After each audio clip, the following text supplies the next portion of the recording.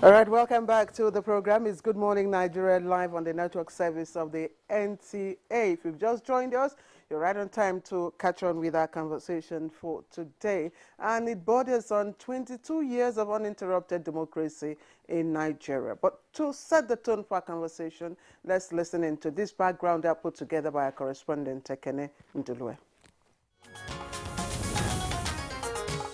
In recent times, democracy has turned out to be the most supported political tool for development and social change. Global acceptability of this form of government is mostly based on equity, justice, rule of law, and preservation of human rights. Nigeria, the most populated country in Africa, also keyed into this globally accepted system of government and has continued to sustain it despite the inherent challenges. For 22 years now, Nigeria has had uninterrupted democracy with periodic elections, and this has earned the country enormous goodwill as one of the few stable democracies in Africa. These 22 years has produced 4 democratically elected presidents. Chief Olusegun Obasanjo from 1999 to 2007, Alhaji Umaru Musa Yar'Adua from 2007 to 2010, Dr. Goodluck Ebele Jonathan from 2010 to 2015, and Muhammadu Buhari from 2015 till date. Through this period, a lot has been achieved in the areas of increased participation of citizens in governance, infrastructural development, and fundamental human rights. With all the perks that come with democracy, it has not been all rosy for Nigeria. Issues of insecurity, poverty, and human rights violations have continued to persist. There are also dissenting voices across the country calling for restructuring of the current system of government. With the present administration preparing to mark its 6 years in office, issues that readily come to mind are: what are the successes recorded in the past 22 years and 6 years of President Buhari's administration? What are the challenges? What efforts are in place to better the lots of citizens? Guests on Good Morning Nigeria will be giving insights on these and more in a moment. All right, Kenneth, thank you very much for the background you've put together for us. So once again, here is a reminder. We are focusing on 22 years of uninterrupted democracy in Nigeria. Of course, that will be on May 29. That will be tomorrow. But of course, you know, Good Morning Nigeria won't be on air tomorrow, so that's why we're taking it today. Let me quickly introduce our guests to join us in the discussion. Let me welcome Senator Itai Nang, who is the Senior Special Assistant to the President on Niger Delta Affairs. Distinguished Senator, thank you for joining us again. Thank you, and good morning, Nigerians. Also here with us is Malam Garba Shehu, Senior Special Assistant to the President on Media and Publicity. Always a pleasure to have you with us. Thank you. Good morning. And still with us in the studios, would like to welcome 2 other regular guests on Good Morning Nigeria. His Excellency Dr. Chris Akumas, former Deputy Governor of Abia State. Pleasure to have you this morning. Thank you for having me, and good morning, Nigerians. Financial and investment analyst Niyi Akinsijo is also here with us in the studios. Delighted to have you this morning. Thanks so much. It's a privilege. Good morning, Nigerians. All right. Unfortunately, I don't know. We're not being gender sensitive this morning. So I'm just saying, gentlemen, on set, because democracy is for all. And so gender sensitivity is very important. We apologize for that, but we do know that there will be other opportunities to have a balance in terms of gender while we are discussing this issue. 22 years tomorrow, Nigeria, of course, entered the 4th Republic. And it's been uninterrupted, and that's a record for us since independence. We had a lot of ups and downs with the First Republic, Second Republic, and the, of course, stillborn Third Republic. And here we are 22 years on, so we're looking at our journey, because democracy is said to be a journey. We know that there are different tools of analysis that can be used in evaluating democratic odyssey. But if you wish, perhaps we could adopt the structuralist approach namely, you take a look at the tiers of government, take a look also at the arms of government, take a look at the citizens and the institutions that are supposed to, of course, drive and help sustain democracy. And then we look at critical elements in the mix of democracy. What are the ends of democracy, the so-called dividends of democracy? And the most critical element of it all, the rule of law. So, gentlemen, we are lucky here. We have persons who have been insiders. Distinguished Senator Itai Anang, you've been around since 1999. It's almost as if you have no other address now. That's you're a lawyer.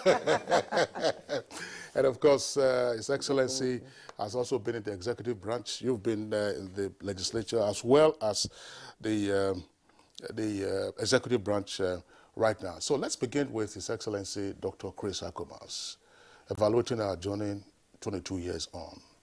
How far, how well? Thank you, Kingsley. First, I want to congratulate Nigerians for having come this far. 22 years might sound not too long, but I can tell you that 22 years for us, consistently on the path of democracy, is worth celebrating. Celebrating in the sense that sustaining it all these years has been based on our learning and imbibing the spirit of give and take. You cannot sustain a democratic system if you don't respect the views and aspirations of others. And for us to have gone this far, one of the greatest achievements is that the administration of the PDP, they were in government for 16 years. And that we transited from one administration to another, and even transited from the ruling to the opposition, and we've been on, is a great achievement. People may look at it that, our desires to have all the roads, all the bridges, all the schools and all that built and have not been achieved. People may be looking at our current challenges that has to do with security and all that. But something that we must take is the fact that for 22 years, we have continued to midwife the system from what it used to be to where it is now. The improvement in our electoral system, focusing on the electoral empire, the independent National Electoral Commission, and all the innovations that have come into action is something to thank God for. And now, 22 years on, we are still trudging along, and I believe that we will even continue to trudge along and do better. I want Nigerians to remember and even look at our situation with what is happening with the most acclaimed and accepted democratic system in the world, the United States of America. Even after over 200 years, they are still going through issues. They are still, adjusting and developing. You see recently they are coming up with new electoral laws and all that because, like you said, it's a journey. It's a system that we must all work together. And an important aspect of our 22 years is for us to look at what opportunities have we had and how have we cashed in on them. What have been our strengths and what have been our weaknesses? And how do we sustain the strengths and improve on it? And how do we turn our weaknesses into strengths? Also, when you look at the issues that has to do with opportunities, it cashing in and capturing opportunities depends on the driver. You see the way things has happened in the past 6 years. You look at the issue of our youth, the Anchor Borrowers Program, and all sorts of programs that is targeted towards the youth, towards the women, and others. These are evolving. It's not that we've not had programs in the past, but these are programs that have been sustained, and we see a system that they are being institutionalized, because that was what we didn't have before, where we came up with programs and over this. And then we forgot. I thank God we are on the this program, Good Morning Nigeria. I remember there was a program I participated, we discussed about the railways. And I did say that most people forgot that there was a system called the railways, that even children didn't seem not to remember again that we used to go on holidays excitedly because we are going to use the train. But that has come back. That is with us. That has been and so many things. So we keep saying measure with this and that. A man of 22 years cannot be equated with a man of 50 years, not to talk of a system of 22 years being equated with a system of over 200 years.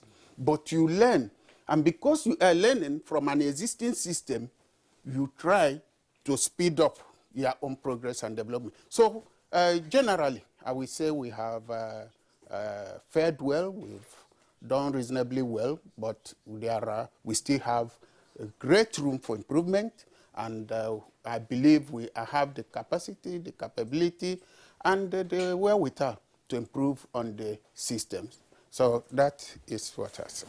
Your Excellency, thank you. Let me also take the ball now to the court of the distinguished senator here with us, Senator Itain. And usually when we evaluate our journey so far, you know, democratic journey since 1999, people tend to look at it from the prism of successful transition from one civilian to another. But the fundamentals of democracy is that the ordinary people who, for whom democracy, you understand, was carved out, are better governed and have a better lease of life. In your opening remarks, can you speak to that so far? How have we fared? I think we've fared real well, and but please permit me to congratulate Nigerian children, because yesterday was the Children's Day, and it reminded me that on days like that, I'll go for my rubber slippers, rubber shoe, rubber sandals with my white socks, and prepare to go and do marching. So I congratulate Nigerian children, and I congratulate His Excellency Mr. President for the hosting and the cutting of the cake with the children yesterday and all the state governments.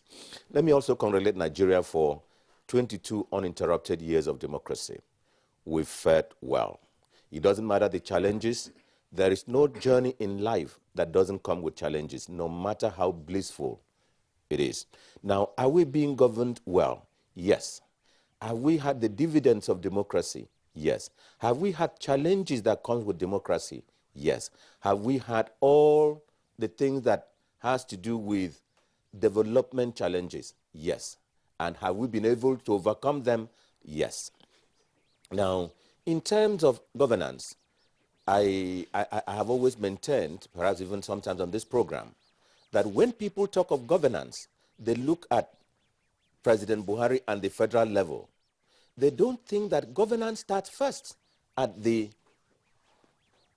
local government level. It can start at the wards where you have your councillors. It starts at the wards where you have your supervisors. It starts at the local government, local government where you have your chairman, and then the monies are allocated to them. It starts and goes on to the state level where you have the governors, and the governors are given, and the monies of the states and the local government are given through the governors, and then the governors are also to govern well by releasing the monies to the different tiers of government and the different arms of government? Have we governed well at that level? No. Now, when you come to the federal level, we have our challenges. And the federal level, we've been able to transit, as His Excellency Akomas had said, from one administration after 16 years to another, and then the government has succeeded itself. And we've had different things that are shown that ordinarily it would have posed a big challenge, but we've been able to overcome. Please let me return to this question of the governance at the state level. It is the most challenging, and it poses the greatest problem to the country, because when you are talking about the security with security challenges we're having today, it starts at the local government level, where the local government were not given their money and their due and the power they're supposed to have all over the country by the governors, and so they could not do the basic things that could have at least engaged the younger children at the time they were in their formative years. It gets down to the state level, where what ought to have been done in terms of agriculture, in terms of the economy, in terms of managing security at that level, were not done by the governors at that level. And the federal government is now inheriting the name of having the challenge of insecurity, whereas the roots and the foundation were laid at the local government level failure, at the state government level failure. But then it doesn't mean that there were not also the good aspects of it. We've been able to live together, joy together, quarrel together, and even exchange words. South, north, northeast, northwest, the Ibibios, the Anans, the Orons, the Ijos, the Fulanis, the Hausas, the Igbos, the Yorubas, and so on. We've had all that, and yet we're still together. So it is what we should celebrate, that in the midst of our differences, in the course of our differences, we are able to stay and live together. This doesn't happen in some countries when they fall apart. When it doesn't happen in some countries when they tear apart and when they go their different ways. But we thank God for the leadership that we've always had, and we also congratulate President Muhammadu Buhari, because it is at his time that these challenges are maturing and he is able to manage it in a way that keeps Nigeria one. Senator Enoch, thank you very much. Malam Garba Shehu, what's your assessment of Nigeria's democracy at 22? Well, again, I also congratulate all of ourselves, Nigerians, for the attainment of 22 years of unbroken democracy, which is signified by quite a number of successes. His Excellency, the Deputy Governor, had mentioned orderly succession. We have had elections, people have quarreled, but the system says if you lose, you go to court, you get redress. As a sitting government, we ourselves have lost states.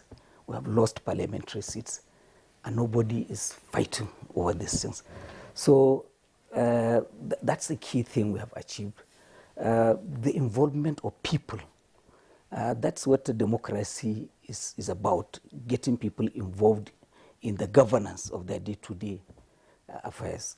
And I think that perhaps that's why the country is not at war today, because we're able to get people. Look at what has happened in the last 2 days with the Senate hearings in the regions. You know, there's no region that does not have grievances against the system. So democracy allows you to channel all of these things instead of taking to arms. The parliament is there. All of these things will be brought to the Senate and the House of Reps, and then they will argue it out, and the majority takes the day. You know, so in democracy, as we have enjoyed, countries are less likely to go to war.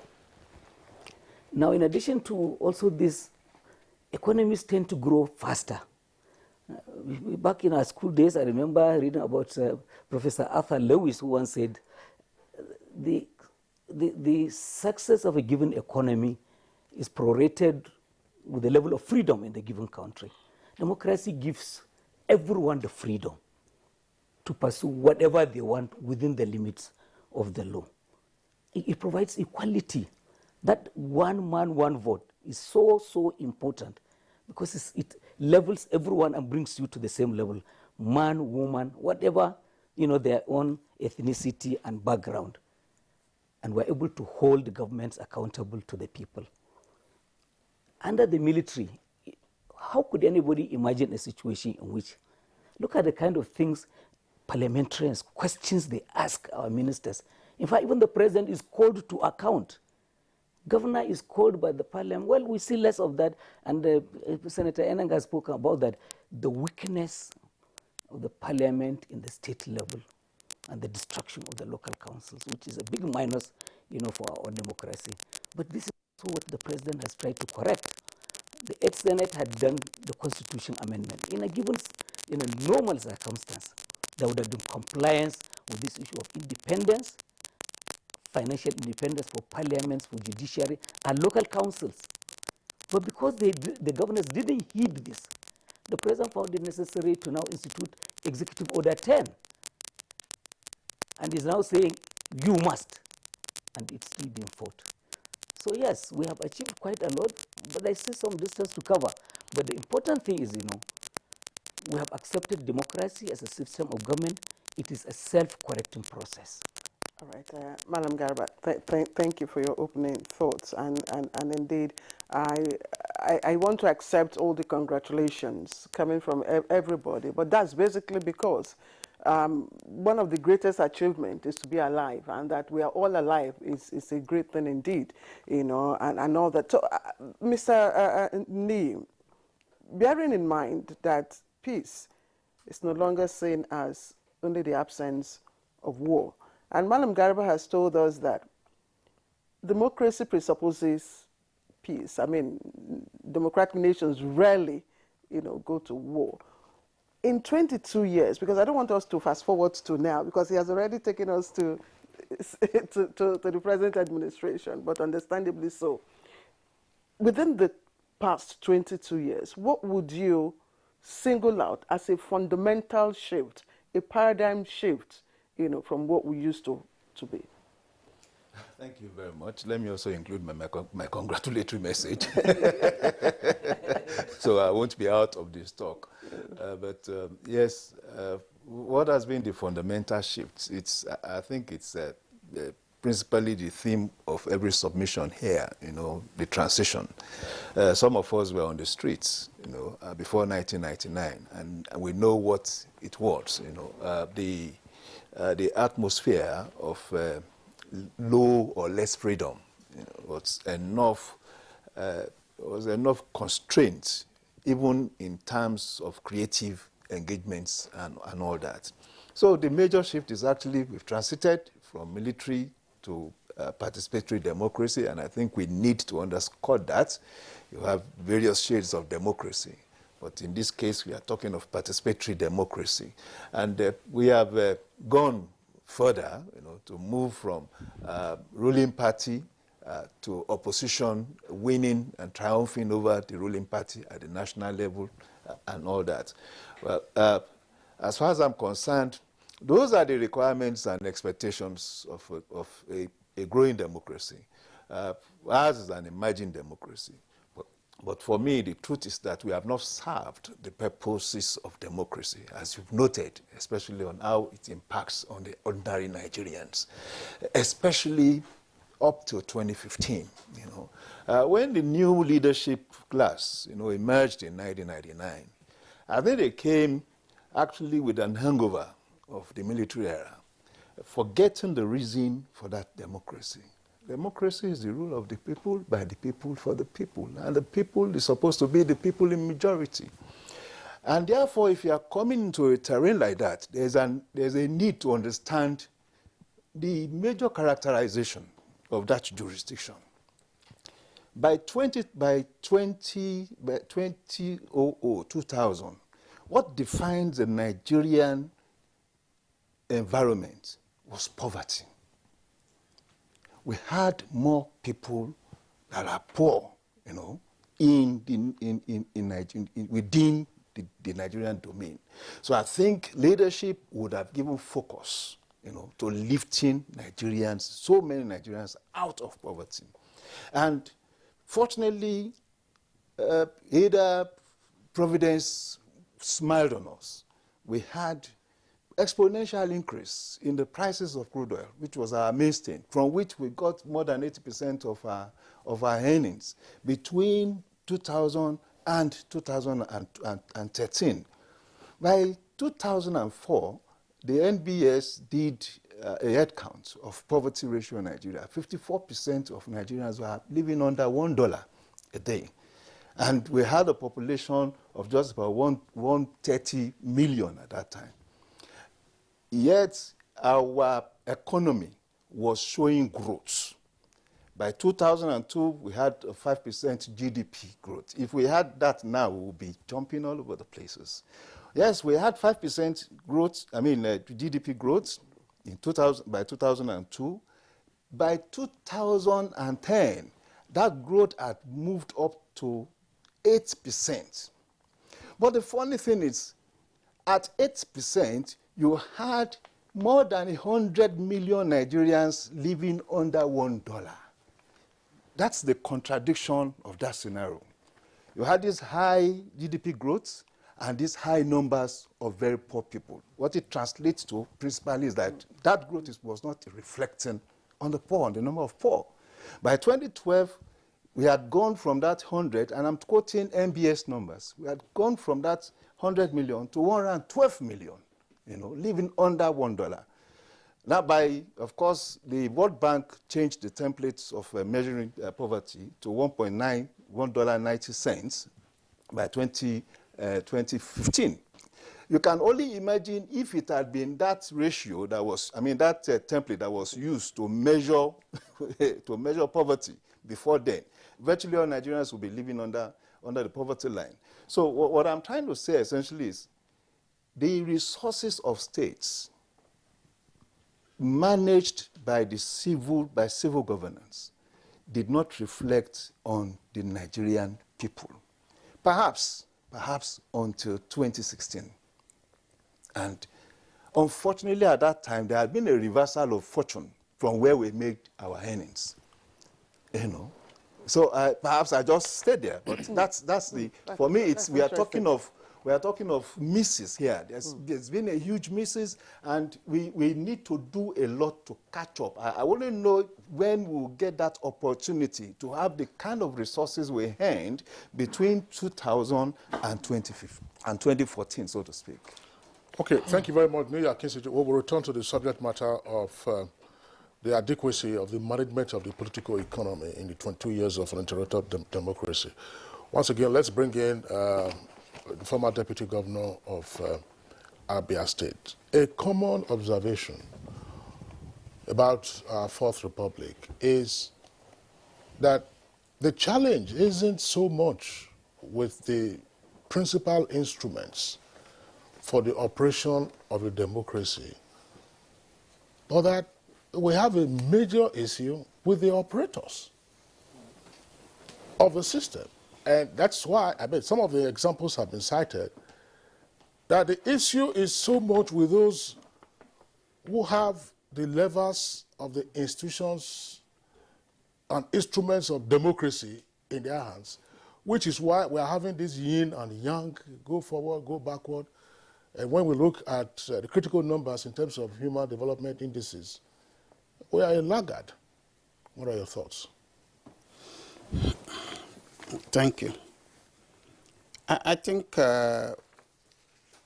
perception plays a role and is very important. Just yesterday, some young people that are driving an NGO came to me, and we were discussing about, the way things are happening and the way people are going. And I told them that part of our problems, forgive me, has to do with people like you and Garba Shehu, the media people, who will Clear is also.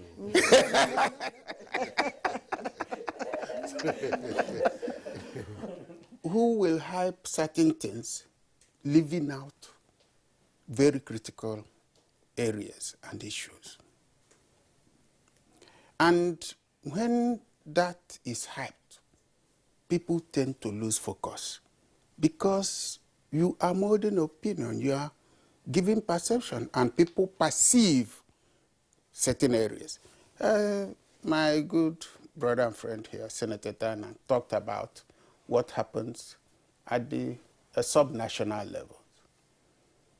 I wouldn't generalize because we have had some good, managers, because what we are talking about here is the managers of the system. How have we fared? We've had some good people that have also excelled, at least giving us a level of tangible things we can point to. But majority have failed us. Now, what are the issues? We've had in this country where people go to states, where the governors are working or the administration is working very hard. They have tarred their roads, done some good work. They will go and take video clips of the roads done by others and now take a small clip of a very short thing done and make it look like they're working, and people will continue to sing such praises. What are the other issues? We tend to abandon the responsibility of the subnationals at certain times, and everything, or the buck stops at the president's level, the national. And because of this issue of, too much is loaded at the federal level, power-wise, maybe you should, people tend to say, so much money is there, everything should be there. But that is not the case. And that is where we need to do some more work so that people will understand and appreciate the risk. Thank you for the issue of where it starts. It's not just from the councillor, it's actually from the unit. Because when you talk of the unit, you talk of the community administration, you talk of the traditional institutions. And in the past, we know the roles they played, which we have abandoned also. So now councillors come, chairmen come, and there is this joint account issue. Let me correct that and say, yes, you people did the law, you've been there, and you've been tinkering with it. You provided a joint account. It's joint account in the distance. The money is not given to the governor, it's given to through the joint account. And the issue is who directs what happens to that joint account. It's the governor. Okay. And then there are joint account committees that sits over there. You read beautiful reports. You read about projects, joint projects that they are going to do with the money. But nobody from the local government or states questions.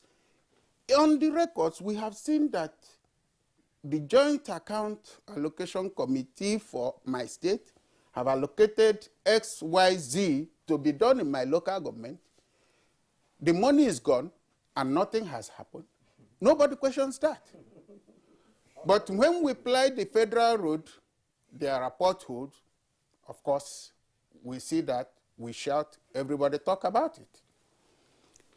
You come at the state level, you look at certain things that has to do with education. If you must take people out of poverty, there are critical ingredients that must be involved. And one of them has to do with education. The other has to do with, the manpower development.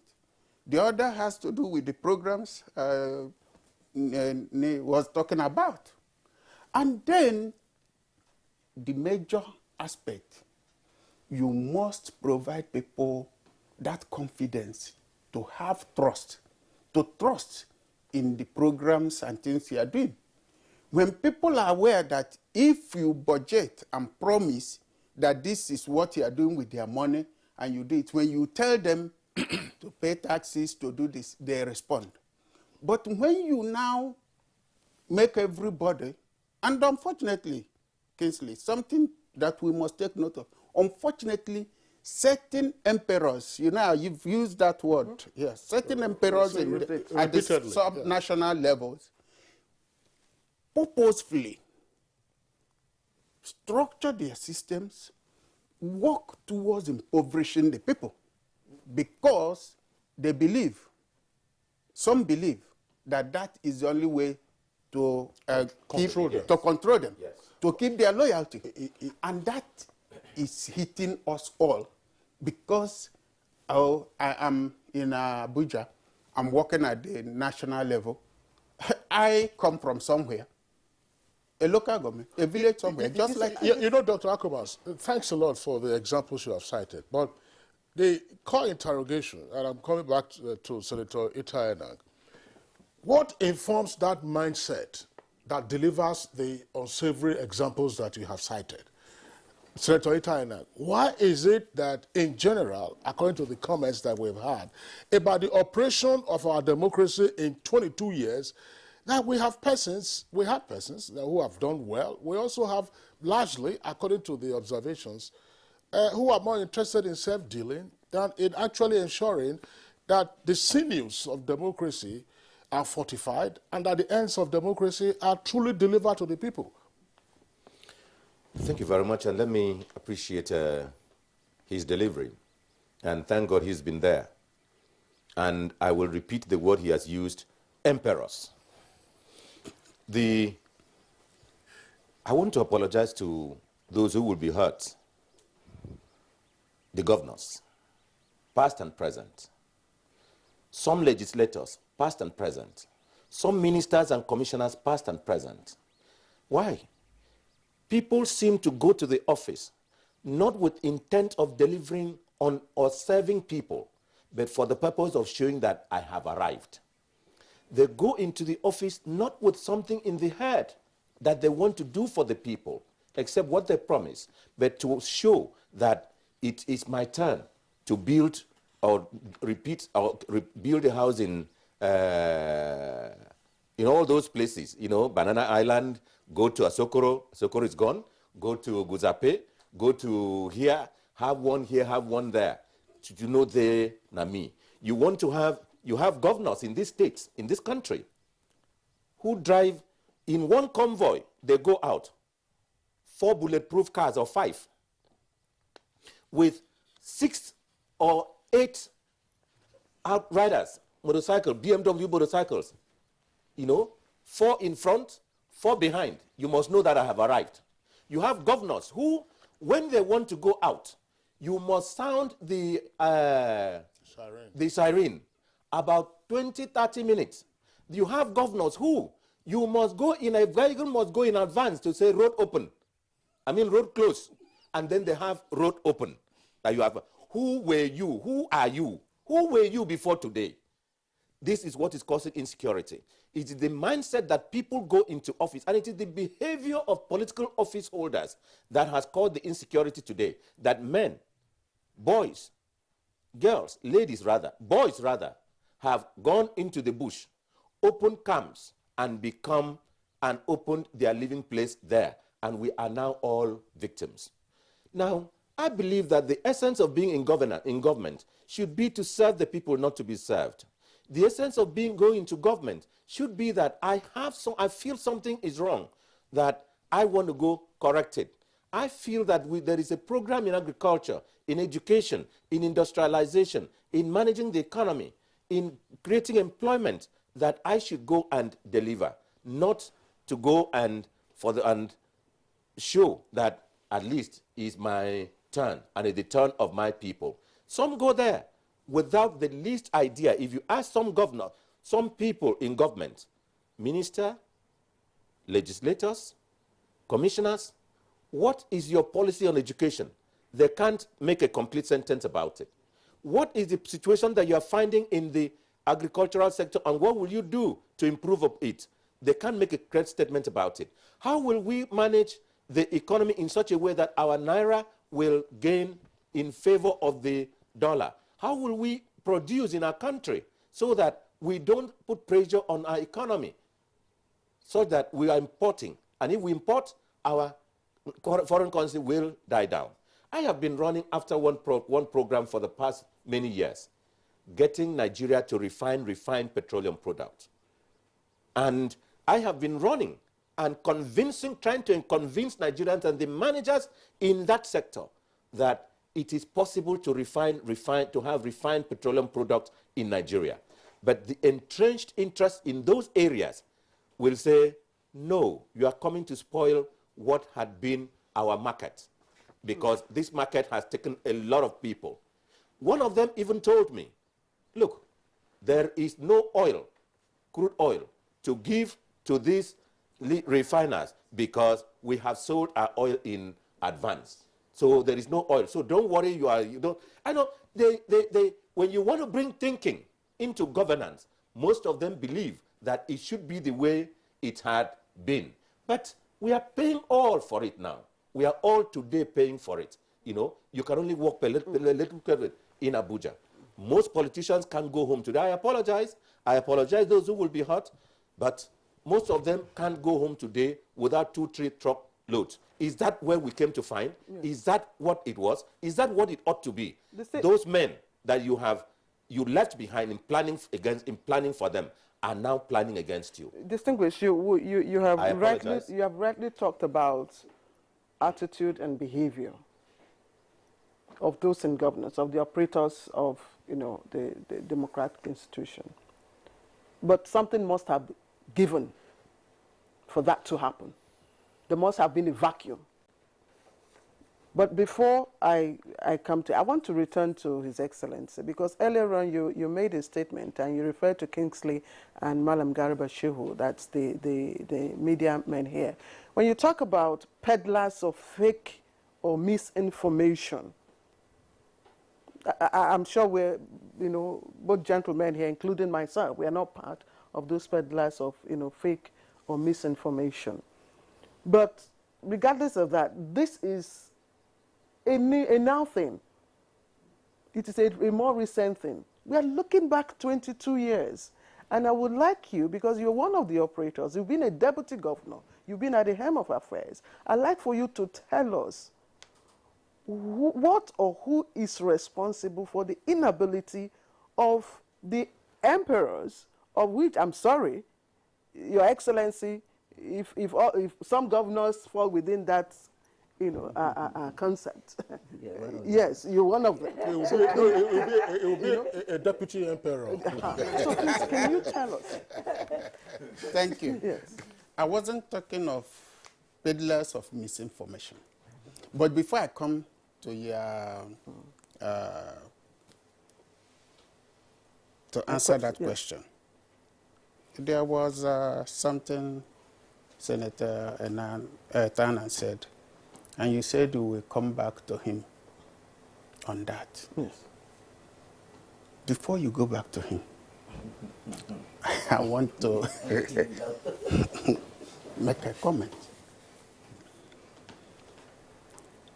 We must begin at whatever level, call a spade a spade.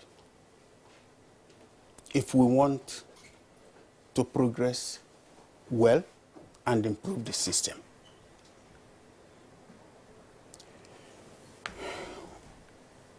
In this country, some years back, that's where Kingsley and Garba Shehu comes in. I am just using them as, people in the media. I'm not talking of misinformation, which yes, but you're referencing the media. Yes, now. Yes. I'm referencing the media. I'm coming to the point. Somebody goes, you know that this is a clear thief. Somebody has stolen. He comes back, gathers, moves around, and is giving all sorts of titles. And he goes about with pump action gun, without licenses. Pump, pump, pump. And the children are watching. And the next day they read in the papers the reportage on such people as having arrived. And now they begin to conjure how That is the best. they will begin to see that person as a model, as a mentor. In the past, our traditional institutions don't give titles to people of questionable character. If you come home with money, I have said it over and over again. My parents used to say, somebody will come and this, you know, when we go home, we go with gifts, bread, biscuits. And they will say, don't go to that man, don't collect his biscuit, don't collect his bread, because we are not sure of the source of his wealth.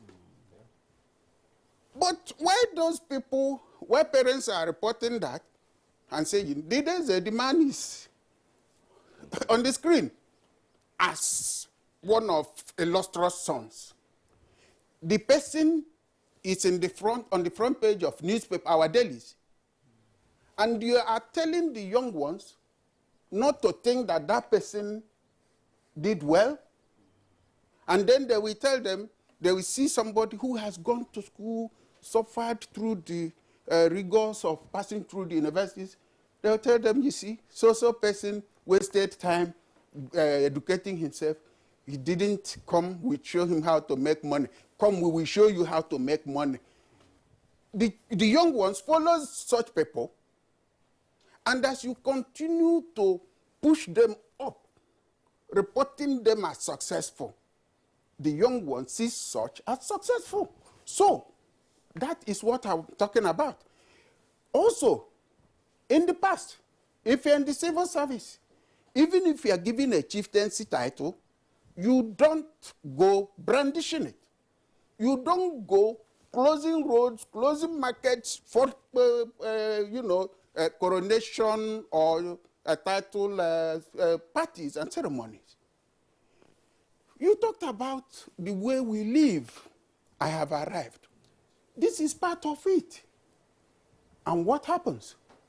These are projected as if they are norms and values of the society. But they are not. They are not our values. They are not our norms. They are not the things that make us tick. They are not the things that even give us happiness. And that's why somebody today thinks, I must have a house in Asokoro, in Metama, in Ikoyi, in Banana Island, in Saudi Arabia, all that. And how many places can you stay at a time? So, I'm coming, sir. Yeah. Talking about over 22 years. So, for 22 years, we came in, we started, and then gradually, we began to show these excesses. And these people are watching. For 22 years or so, we have done something. At least it's happening now. It became more serious. Efforts were made to set up the anti-corruption, commission agencies. And with time, we have them to work with to fight. And this administration of President Buhari came in and raised the bar.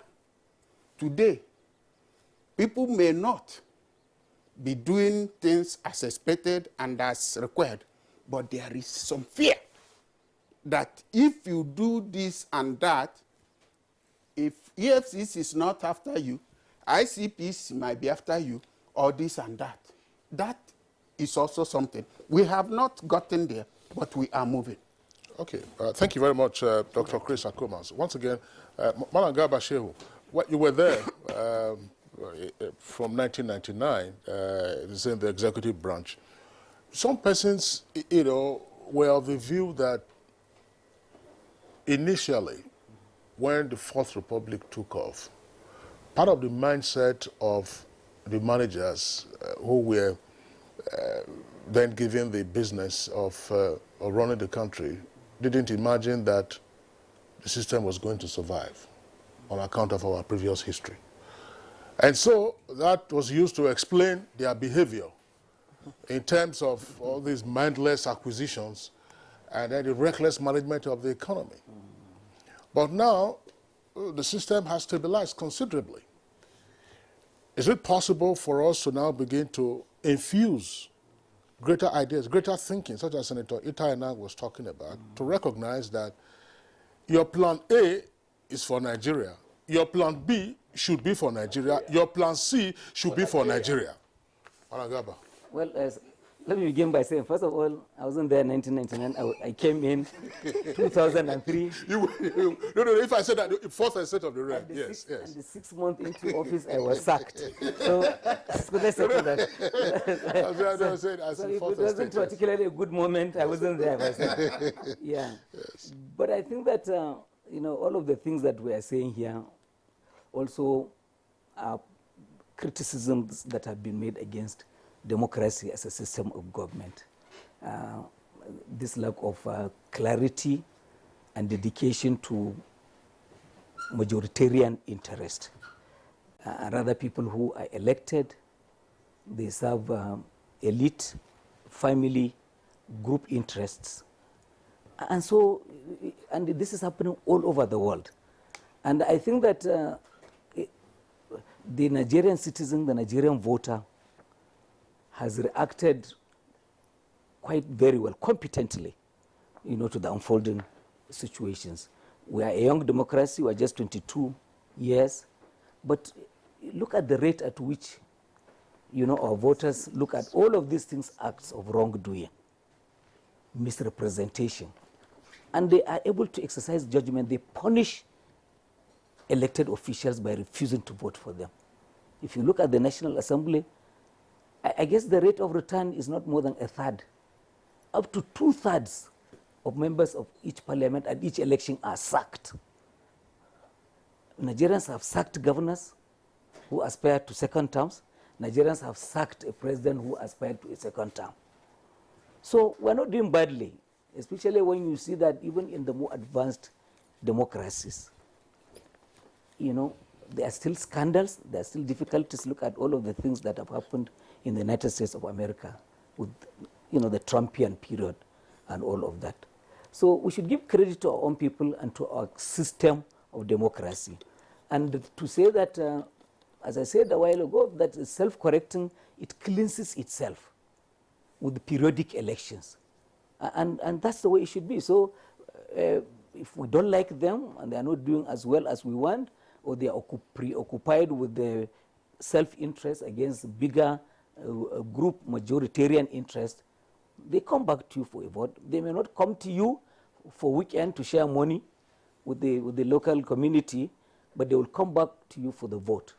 And that's when you will whip them into place. And that's the democracy, how beautiful it is. Yes. I would like for you to, just before we go on a short break, to also look at the issue, because Senator Itaina talked about the lifestyle and attitude of operators of the democratic institution. How would you explain that? I think it's actually at the foundation of my position earlier. It's when an enterprise is not properly managed, it impacts the people, and that's what we have now. And I said it's actually a carryover of the military era, where people thought once you have access to power, and influence, you could do anything you wanted to do. Essentially, it had led to a creation of a huge base of poverty, and that has been my major concern. I think to a large extent, we have not seen a reversal until we have the current government. If you have out of a population of 167 million in 2012, for instance, you have about 112 million people living under $1 a day. It tells so much, and you also have exhibition of extreme wealth and use of luxury. It's scandalous. So it's for me, we are still emerging into even a philosophy of nationhood. What defines our nationhood? What defines our character as a nation?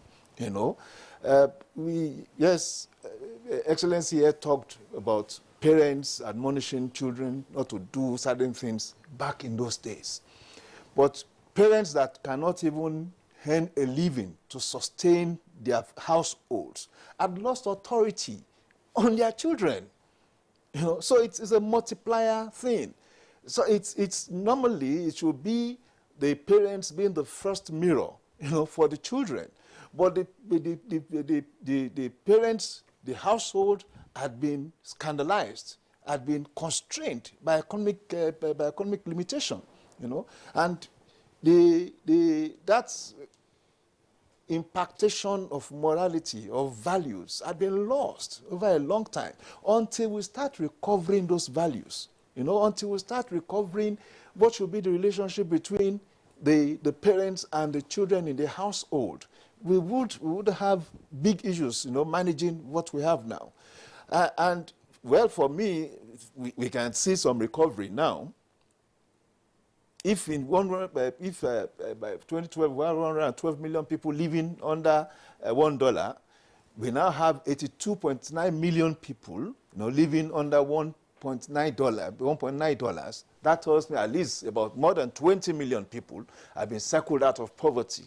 And what will be held responsible for that, what will be credited for that, the social investment programs and all that.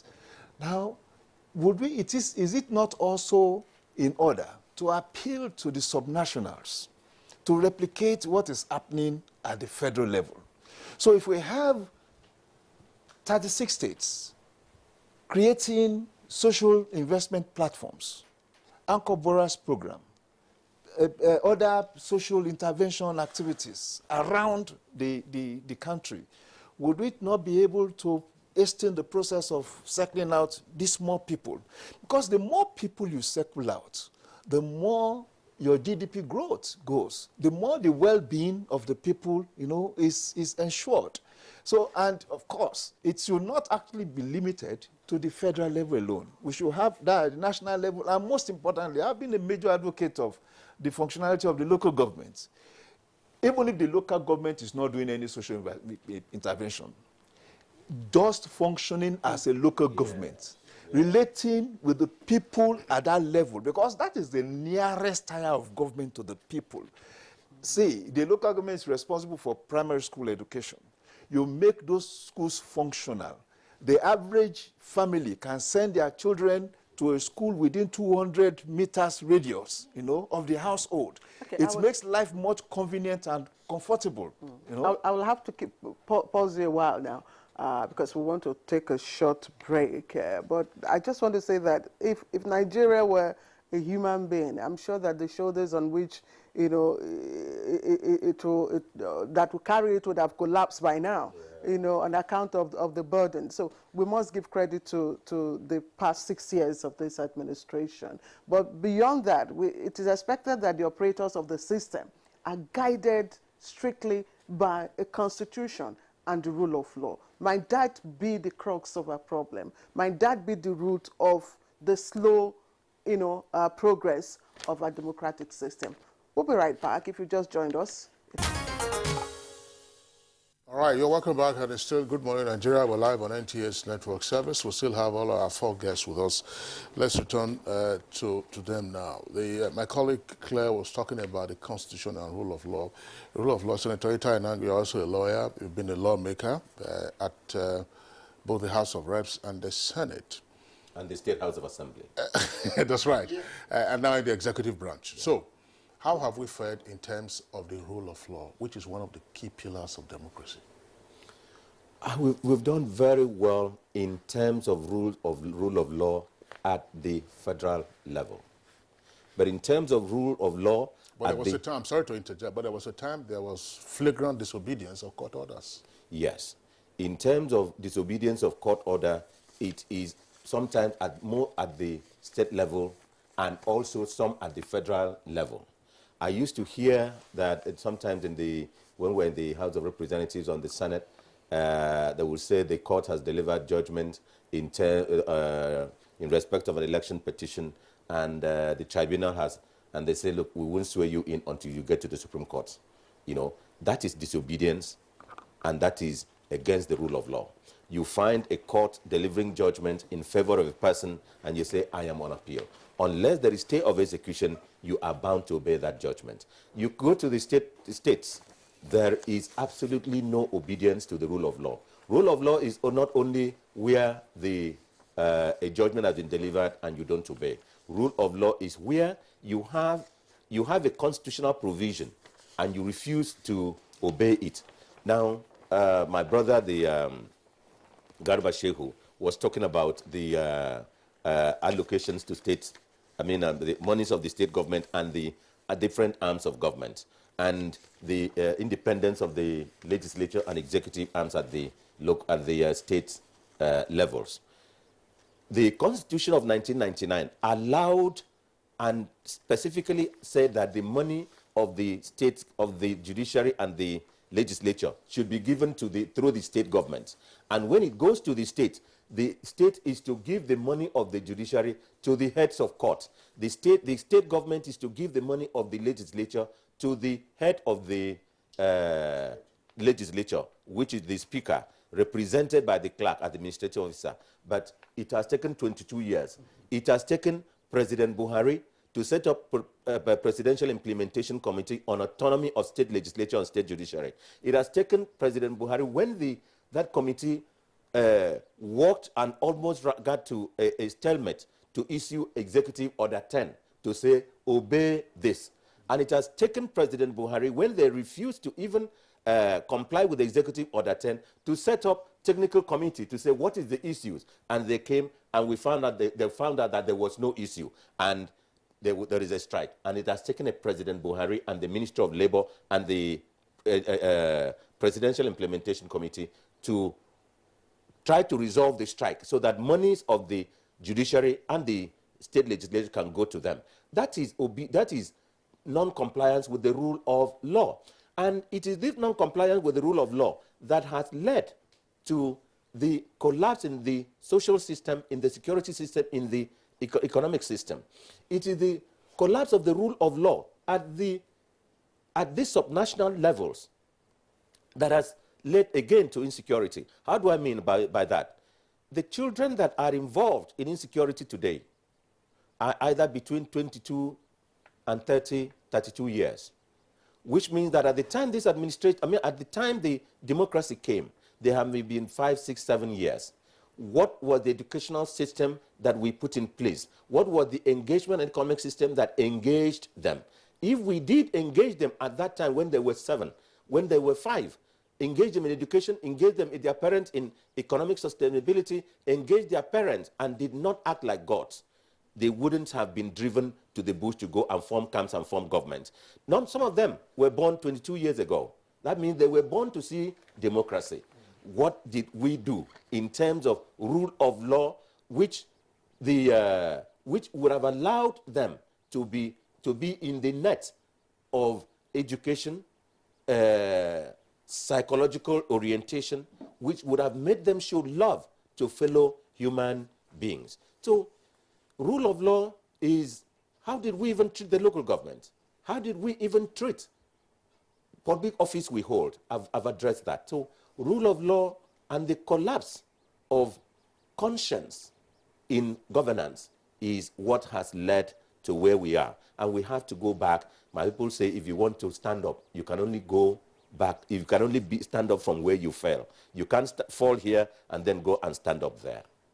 Unless you crawl to that place. Unless you crawl to that place, you have to stand up. But Malam Garba Shehu, could you speak to the aspect? Because, Kingsley, of course, had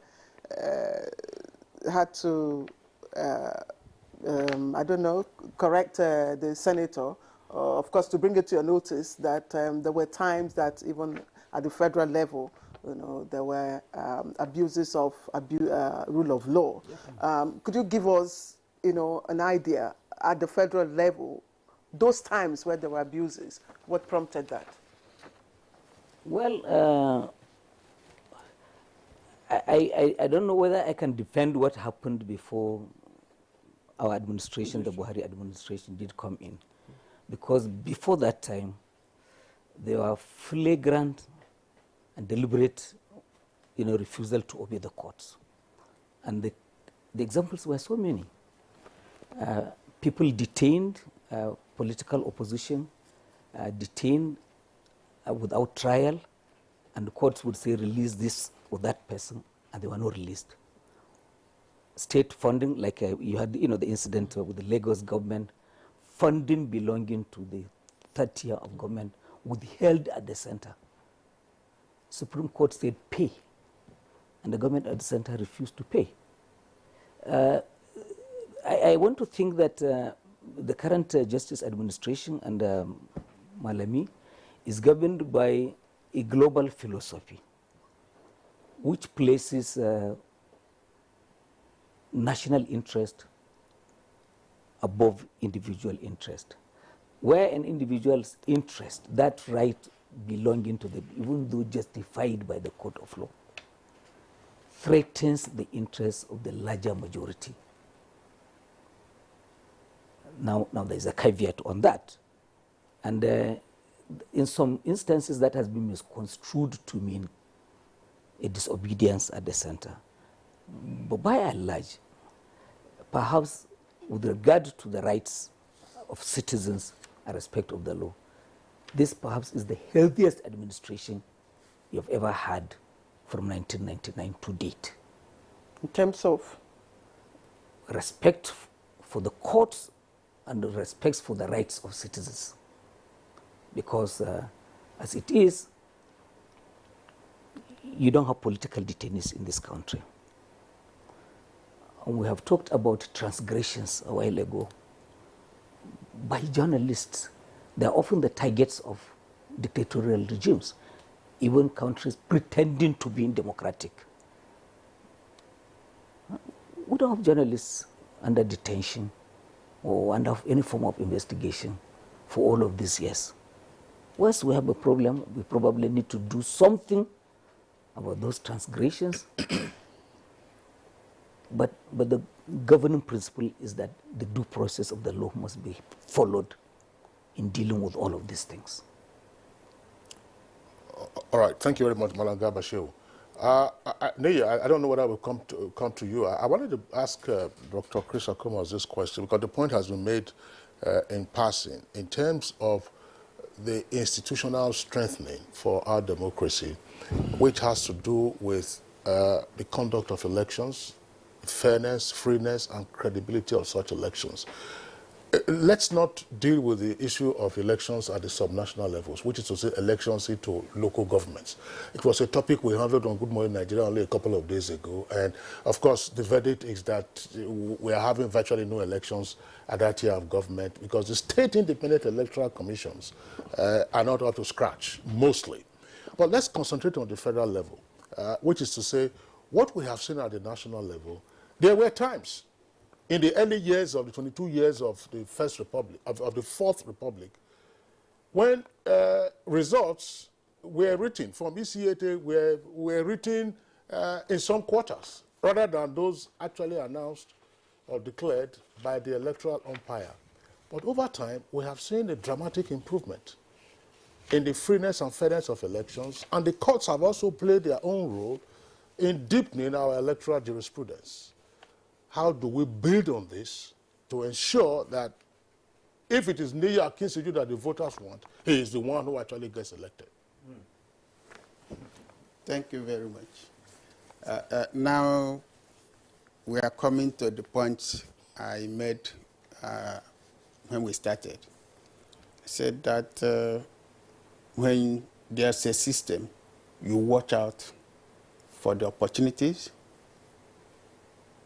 and the strengths, the weaknesses, and of course, you can see from all we are saying what has been the threat over these 22 years and what are the threats now that is facing us. We have these issues of efforts being made by certain people to weaken the democratic institutions, attacking the police, attacking INEC facilities. What are those things that are in those offices? Devices, that are being used, technological apparatus that are being used to make our electoral process better. When you destroy what you have, you go back to replace instead of building on that. That is something we must do everything to ensure that these attacks must be nipped on the bud. And those that are perpetrating this should be caught and prosecuted. There must be consequences for all this. Now,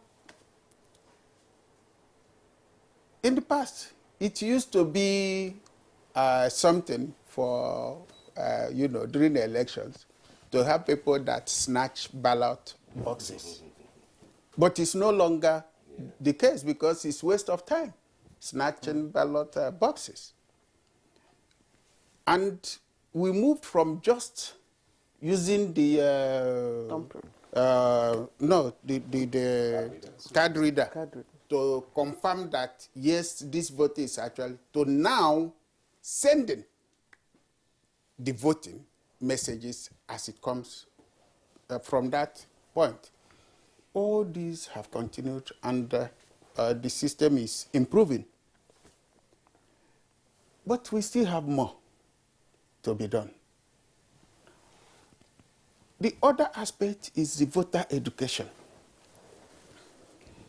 The voter education is still at its, for me, still at its lowest ebb, because we seem to believe that this is the responsibility of INEC and the political parties and those that are running for offices.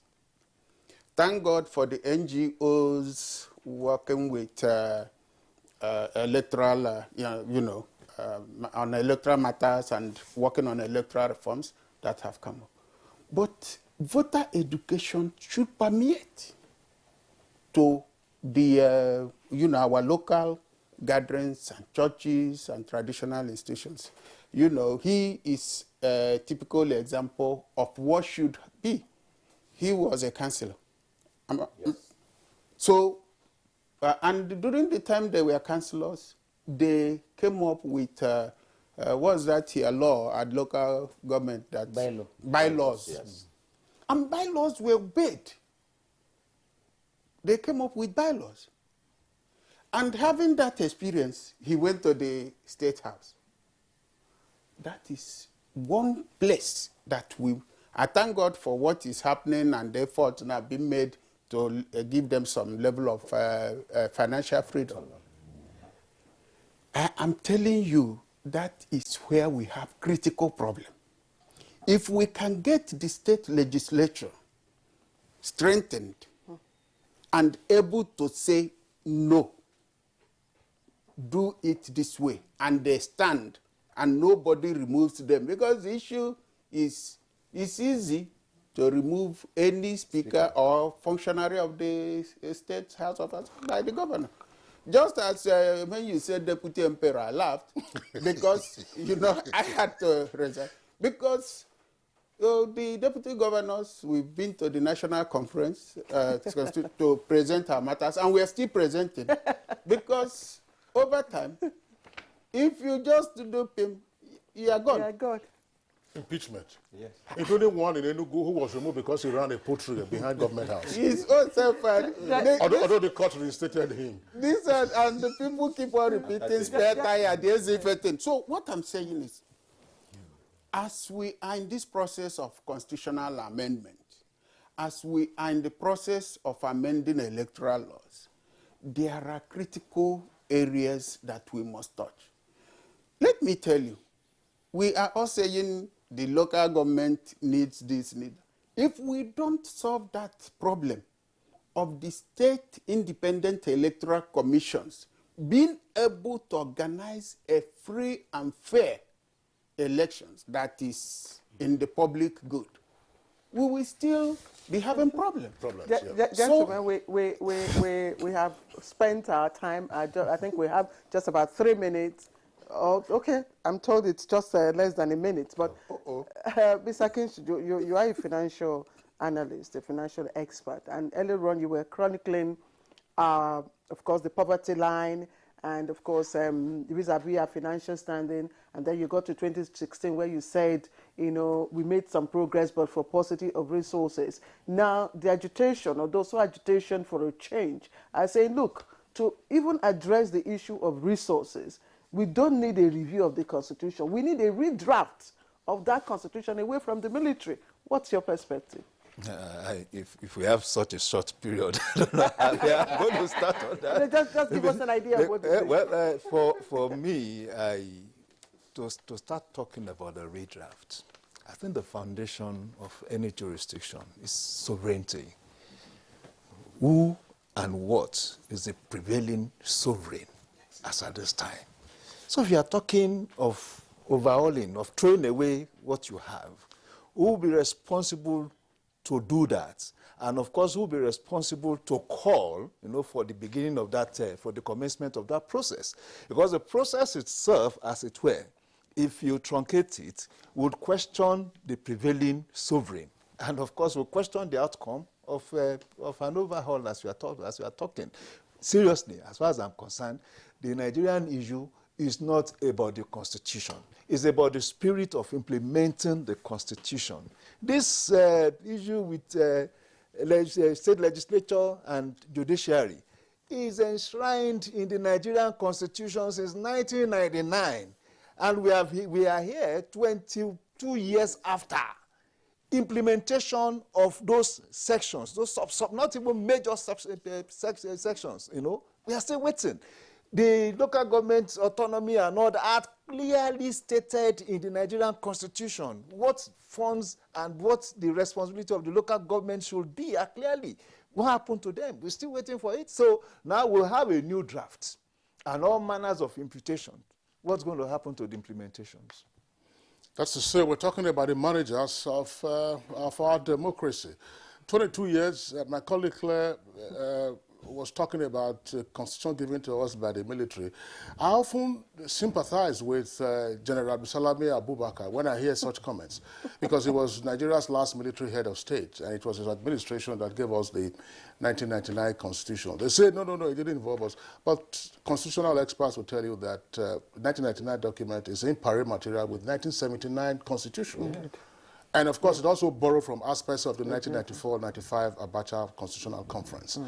So, I don't know. And it wasn't as if Abdulsalami Abubakar just sat down, drafted the constitution, and gave it to Nigerians. There were all kinds of things that went on. Yeah, there were, I mean, Garba Shehu, you were an editor at the time, I was also an editor. You know, views were canvassed throughout the country, even though you didn't have a constitutional conference. But it was said that, listen, you needed to get the military out and then get on with civilians. All right, so that's it for us today on Good Morning Nigeria, 22 years of democracy tomorrow, effectively.